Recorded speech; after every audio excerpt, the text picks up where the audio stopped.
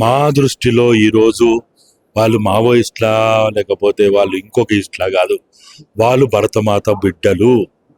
భారత రాజ్యాంగ పరిధిలో చట్టబద్ధమైన పరిధిలో వాళ్ళు ఆదివాసీ హక్కులని అమలు చేయమని అడుగుతున్నారు, పేసా చట్టాన్ని అమలు చేయమని అడుగుతున్నారు, షెడ్యూల్ 5 అమలు చేయమని అడుగుతున్నారు, 170 ద్వారా వాళ్ళకి అభివృద్ధి చేయమని అడుగుతున్నారు. ఇది అడగడం నేరమా? ఇది అడగడం నేరమా? వాళ్ళు మావోయిజమా, మావోయిస్ట్ సిద్ధాంతమా అనేది పక్కన పెడదాం. వాళ్ళు అడుగుతున్న దాంట్లో ధర్మం ఉందా లేదా, న్యాయం ఉందా? ఎవరికి ప్రమాదం?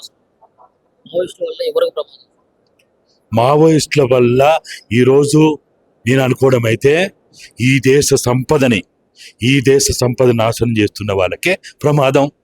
మరి ఈ దేశ సంపదని మేము కాపాడుతాము, ఈ దేశ సంపదని కాపాడమే మా బాధ్యత, మా కర్తవ్యము. ఈ దేశ పౌరునిగా ఈ రాజ్యాంగాన్ని కాపాడము, ఈ రాజ్యాంగ విలువల్ని కాపాడము, ఈ ప్రజాస్వామ్యాన్ని కాపాడము, ఈ రాజ్యాంగంలో 5వ షెడ్యూల్ని కాపాడము మా బాధ్యత, మా కర్తవ్యమని మాట్లాడుతున్న వాళ్ళని ఎందుకు దేశద్రోహులు అంటున్నారు? ఎందుకు తీవ్రవాదులు అంటున్నారు? ఎందుకు నక్సలైట్లు అంటున్నారు? ఎందుకు వాళ్ళని ఈ విధంగా మీరు చంపుతున్నారు అనేది ఇవాళ వాళ్ళు కూడా అదే అడుగుతున్నారు. ఇవాళ మేము ఏదైతే లేవనెత్తుతున్న అంశాలు ఉన్నాయో అది దేశద్రోహం అవుతుందా, ప్రజాస్వామ్య వ్యతిరేకమవుతుందా, రాజ్యాంగ వ్యతిరేకమవుతుందా? కాదు కదా. వాళ్ళు అడుగుతున్నది ఏంది? ఈ దేశ సంపద ఈ దేశ ప్రజలది అంటే ఈ దేశ సంపద ఈ దేశ ప్రజల అని అడగడం, మాట్లాడడం నేరం అవుతుందా? మరి అట్లయితే ఏది ప్రజాస్వామ్యం అవుతుంది? ఏది ఏ ధర్మం ప్రకారము, ఏ న్యాయం ప్రకారము, ఏ చట్టం ప్రకారము మీరు ఇవాళ మమ్మల్ని దేశద్రోహులు అంటున్నారు? వాళ్ళు అడుగుతా ఉన్నారు. చెప్పాలి దీనికి సమాధానం. ఎప్పుడు సమాధానం చాలా అవకాశం ఉంటుంది అంటే చర్చలు జరిగితేనే దీనికి అవకాశం ఉంటుంది. ఒకవేళ భారత పాలక వర్గాల గనక దీని మీద చర్చలు చేయడానికి ముందుకు రాకపోతే భారత రాజ్యాంగ పరిధిలో ఉన్న, ప్రజాస్వామ్య పరిధిలో ఉన్న భారత ప్రజలు దీని మీద చర్చ చేయాలి, న్యాయస్థానాలు చర్చలు చేయాలి, ప్రజాస్వామ్యం చర్చలు చేయాలి, యూనివర్సిటీలో చర్చలు జరగాలి, ప్రతి గ్రామంలో దీని మీద చర్చలు జరగాలి, ప్రతి కూడల్లో చర్చ జరగాలి, ప్రతి బొడ్రాయి కాడ చర్చ జరగాలి, ప్రతి చావడిలో చర్చ జరగాలి. మనమే చర్చలు చేయాలి. ఎందుకోసం చర్చలు చేయాలి? ఇది భారత రాజ్యాంగం పరిధిలో ఉంది కాబట్టి. భారత రాజ్యాంగ పరిధిలో లేకపోతే మనం చర్చలు చేయాల్సిన అవసరం లేదు. ప్రతి కూడల్లో, ప్రతి బొడ్రాయి కాడ, ప్రతి చౌరస్తాలో, ప్రతి యూనివర్సిటీలో, ప్రతి కాలేజీలో చర్చలు చేయాల్సిన అవసరం ఈరోజు మన ముందు ఉన్నది. ఆ చర్చలు చేయడం కోసమే ఈరోజు నిజంగా భారత పౌరులుగా చెప్పబడాలంటే, భారత ప్రజాస్వామ్యం మీద మనకేమాత్రం గౌరవం ఉందని చెప్పబడాలంటే, నేను భారత మాత బిడ్డనని చెప్పుకోవాలంటే ఇవాళ మనం దీని మీద చర్చ చేయాలి. నేరమే అధికారమే నేరస్తులు చేస్తుంటే నోరుండి ఊరక కూర్చున్న ప్రతి వాడు నేరస్తుడైతాడు. మనం నేరస్తులు కాకుండా ఉండాలంటే మనం చర్చ చేయాలి. ఈ చర్చలు చేయడం కోసమే ఈరోజు భారతదేశ సంపదని, అది ఏ సంపదనే కావచ్చు, అది జల సంపద కావచ్చు, ఖనిజ సంపద కావచ్చు, అది మానవ సంపద కావచ్చు, అటవీ సంపద కావచ్చు, భూ సంపద కావచ్చు, ఏ సంపద అయినా సరే ఈ భరతమాత బుద్ధి బిడ్డలకు చెందాలంటే, ఈ పౌరులకు చెందాలంటే ఈ సంపదని ఇతర దేశాలకో, పెట్టుబడిదారులకో, కార్పొరేట్లకో వాళ్ళ చేతుల్లో పోకుండా ఉండాలంటే వాళ్ళ మనం చర్చలు చేయాలి. ఈ చర్చలు నిరంతరం జరగాలి.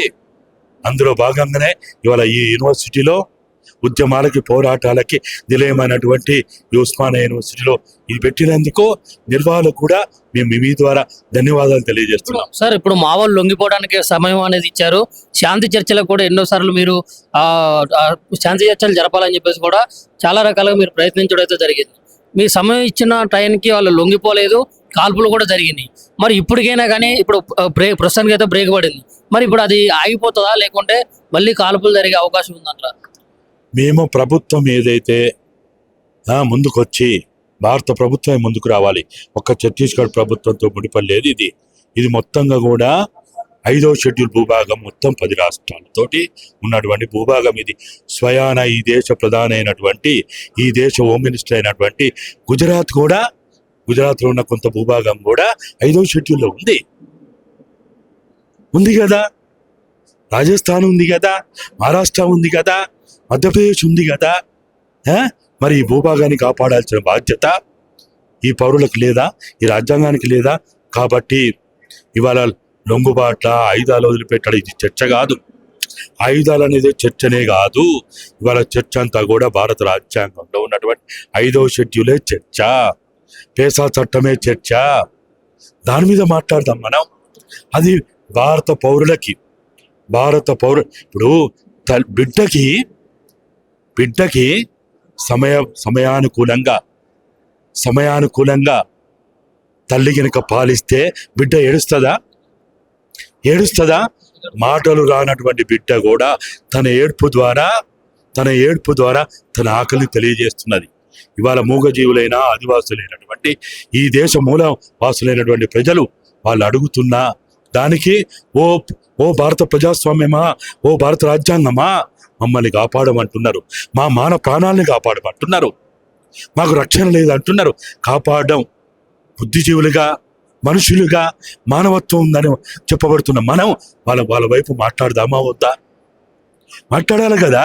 ఇక మాట్లాడకపోతే నేను మనిషిని, నేను బుద్ధిజీవిని, నేను ప్రజాస్వామ్యవాదిని, భారత రాజ్యం చాలా గొప్పగా ఉంది, భారత ప్రజాస్వామ్యం గొప్ప ఉందని చెప్పుకోవడానికి మన అర్హత లేదు. ఇవాళ ప్రపంచ దేశాలు మన వైపు చూస్తూ ఉన్నది, ఆమ్నెస్టీ ఇంటర్నేషనల్ చూస్తూ ఉన్నది, ప్రపంచంలో ఉన్న అనేక సంస్థలు మన వైపు చూస్తూ ఉన్నది. యుద్ధ నీతిని కూడా పాటించకుండా డ్రోన్ల ద్వారా, హెలికాప్టర్ల ద్వారా బాంబులు చంపడం ఏ యుద్ధ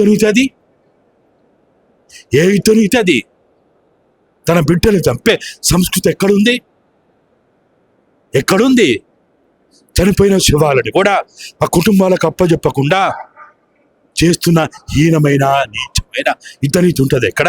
యుద్ధ నీతిలో కూడా చనిపోయినటువంటి వాళ్ళు యుద్ధ ఖైదీలను కూడా తిండి పెట్టమని చెప్తారు, కాపాడమని చెప్తారు. అది యుద్ధ నీతి. అది మనం జెనీవా ఒప్పందంలో మనం సిగ్నేచర్ చేసినాం. ఒప్పందంలో మనం భాగస్వాములుగా ఉన్నాం. జెనీవా ఒప్పందం ఏం చెప్తున్నది? యుద్ధ ఖైదీలను కూడా చంపొద్దని చెప్తుంది, కాపాడమని చెప్తుంది. యుద్ధం ఆగిపోవడం ప్రధాన కారణాలు ఏమై ఉండొచ్చు? ఇవాళ భారతదేశంలో ఆదివాసీ ప్రాంతాల్లో జరుగుతున్న ఈ కగారు పేరుతో జరుగుతున్న అంతర్గత యుద్ధాన్ని ఆపాలంటే చర్చలు జరగాలి. భారత ప్రజలు, బుద్ధిజీవులు పెద్ద ఎత్తున ముందుకు రావాలి. ఈ పౌరులను, ఈ భారతదేశాన్ని కాపాడుకోవాలంటే, భారత రాజ్యాంగాన్ని కాపాడుకోవాలంటే మనందరం గొంతు మాట్లాడాల్సిన అవసరం ఎంతైనా ఉంది. లేకపోతే ప్రపంచంలో భారత రాజ్యాంగం ఇవాళ నవ్వుల పాలయ్యే అవకాశం ఉందనేది మేము భావిస్తున్నాం. ఇండియా పాకిస్తాన్ వాళ్ళు చెప్పుకున్నారు కదా సీజ్ ఫైర్ పాటిస్తామని.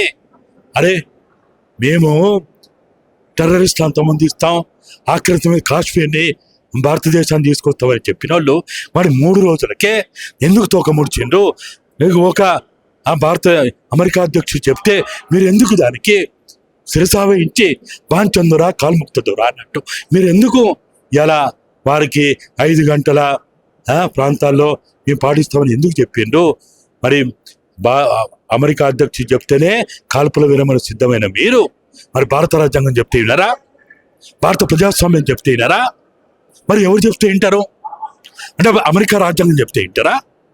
భారత రాజ్యాంగం చెప్తే వినరా?